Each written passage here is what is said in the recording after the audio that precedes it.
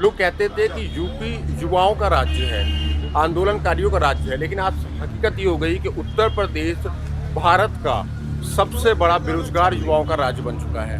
देखिए आज की जो युवा मांग रहे हैं नौकरी, ये सब उसको हिंदू मुस्लिम में बांट दिया जा रहा है। आए दिन बच्चे फ्रस्ट्रेट हो गए सर, कई बार आत्महत्या करते हैं। These are India's young people who are supposed to fuel the country's economy, but they are fast becoming frustrated over a lack of jobs. This is Prayagraj city in Uttar Pradesh state, which is voting to elect a new government. And this particular street is lined with bookshops. This is a place where students come to buy study material to help them pass tough government exams. Now, jobs, or rather lack of them, is a big election issue here. Only 12 out of the state's 70 million youth had a job as of December 2021. Now that is a lot of unemployed people.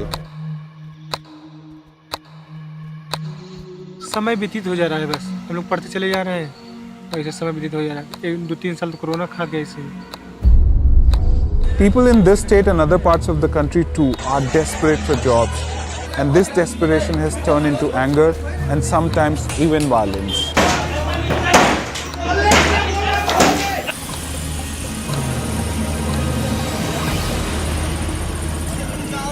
There are some students here who are browsing for books. So I'm just going to have a quick chat with them. हम अपनी तरफ से तो sir पूरी कोशिश करते हैं, लेकिन जो ये एग्ज़ाम के बाद रिजल्ट का जो टाइम टेकिंग प्रोसेस सर, ये कहीं ना कहीं बहुत ही दर्दनाक होता है बच्चों के लिए। Even if jobs are announced, by the time tests happen, results come out, interviews happen, sometimes it takes between 3 to 5 years. And that really adds to the frustration. हर 100 में 4 बच्चे आपको ऐसे मिल जाएंगे जो गलत कदम से सुसाइड कर लेते हैं। ये आपके अपने आसपास का अपना देखा हुआ आंकड़ा है। अपना देखा हुआ आंकड़ा। So we are going to spend the next few days with some of the job aspirants and take you inside their lives to understand what really keeps them going, sometimes even for a decade, in search for that elusive job.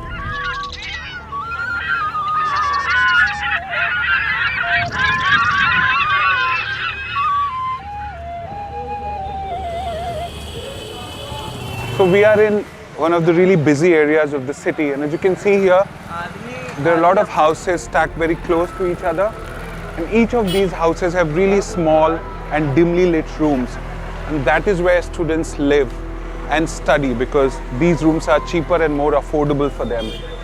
And these are the very rooms where thousands of dreams are broken every year. So today what we are going to do is meet Anil Nirmal. He is going to show us where he lives. So we're going to talk to him. So Anil, that's Anil here. I've been of course talking to him on the phone. So आप अभी अपने room में ले चलेंगे हमें? Let us see my room. Come.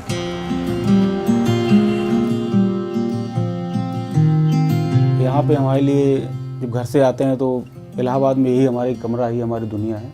दुनिया in the sense कि इसी में रहना है, इसी में खाना है, इसी में बनाना है, इसी में सोना है, इसी में पढ़ना है। अनिल, आपको मम्मी की याद आती है जब? सर बिल्कुल, क्योंकि घर में तो हमको खाना बनाया मिलता है और यहाँ पे तो बनाना ही पड़ता है, तो बेसिकली घर की तो याद तो आएगी सबको। हमारे जो फैमिली है वो लोअर मिडिल क्लास फैमिली है और 1 से 2 लोग कमाने वाले हैं। और इससे पहले पापा जो है वो भी ज़्यादा एजुकेटेड नहीं थे और वो अपनी लाइफ किसी तरीके से कम पैसे में या फिर स्ट्रगल लाइफ जिया। और ऐसा फैमिली लोग में चाहते हैं कि लोग एक गवर्नमेंट जॉब मिल जाए जिससे से फैमिली में सपोर्ट हो जाए और आने वाली जो पीढ़ियां हैं उनके लिए भी एक रोड मैप तैयार हो जाए।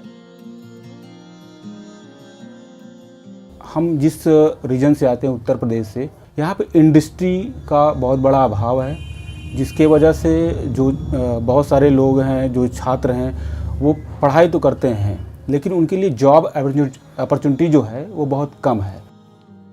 तभी लोग गवर्नमेंट की तरफ मूव करते हैं। अगर आपको प्राइवेट जॉब करना है तो आपको Pune, Bangalore as a migrant आपको वहाँ पे जा कर के जॉब करना पड़ेगा। यूपी में ऐसा कोई इंडस्ट्री नहीं है जहाँ पे आप जो है जॉब कर सकते हैं। एक नोएडा ही है जहाँ पे लोग जॉब करते हैं। और मैं सोचता हूँ कि आप पहले मैं खाना बनाता हूँ, आप खाइए, फिर उसके बाद बात करते हैं बात पे। कल सुबह आपको घर ले चलते हैं। चाय भी बोल रहे थे, खाना और चाय दोनों। जी सर, आपको जो मर्जी खाना चाय भी कर सकते हैं।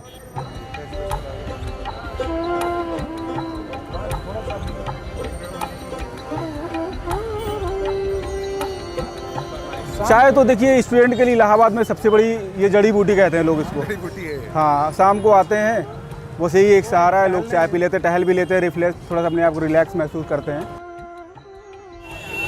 और बाकी क्या करते हैं आप लोग रिलैक्स होने के लिए? मोबाइल पे मूवी देखते हैं? देखिए मूवी वगैरह तो बहुत कम, गेम कभी खेल लिए तो खेल लिए गेम, मूवी तो मैं बहुत वेब सीरीज़ कोई देख लिए। वो नहीं, गर्लफ्रेंड वगैरह? नहीं सर, ऐसा कुछ नहीं है।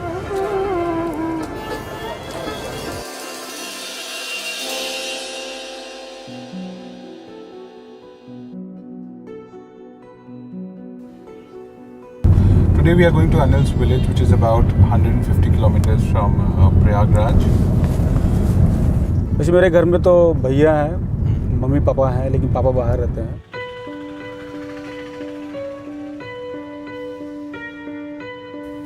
मैंने इसलिए कहा कि जब आप मेरे साथ गांव चलेंगे तो आपको लगेगा और आप देखेंगे, उससे जुड़ पाएंगे, रिलेट कर पाएंगे कि एक गांव का लड़का जब अपने घर छोड़ करके बाहर पढ़ने आता है तो वो किस पृष्ठभूमि से आता है। तो एग्रीकल्चर हमारा बेसिक इनकम है। खेती से उतनी सारी इनकम नहीं होती है, एक साल का खाना पीना ही पूरा हो सकता है। अगर वो सोचे कि हम खेती से अपनी पूरी लाइफ की जर्नी कंप्लीट कर लें, अपने बच्चों को पढ़ा लिखा लें, आई थिंक इम्पॉसिबल है। सिर्फ इसीलिए हम सोचते हैं कि यहाँ से निकल के जाएं और एक गवर्नमेंट जॉब प्राप्त करें।